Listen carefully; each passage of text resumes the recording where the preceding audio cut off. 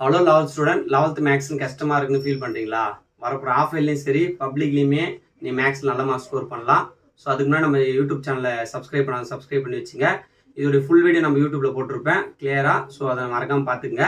வாங்க வீடியோக்குள்ளே போயிடலாம். ஃபர்ஸ்ட் வந்து பார்த்தோன்னா நீ மேக்ஸில் பாஸ் ஆகிறதுக்கு நான் சொல்கிற வெயிட்டேஜ் சாப்டரை கண்டிப்பாக படித்து வச்சுங்க.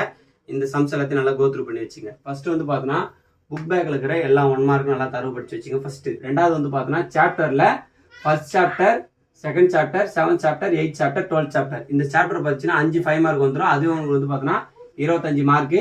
1 மார்க் ஒரு 18 புக் பேக்லேருந்து கண்டிப்பாக வந்துடும். 18 ஆனால் ஒரு 17 வச்சுக்கோங்க, ஓகேங்களா? ஒரு 5 மார்க் வந்துடும். அப்புறம் எக்ஸசைஸில் இம்பார்ட்டண்டான 2 மார்க்கில் கேட்கறது, 3 மார்க்கில் கேட்கறது அனலைஸ் பண்ணி கொடுத்துருக்கேன்.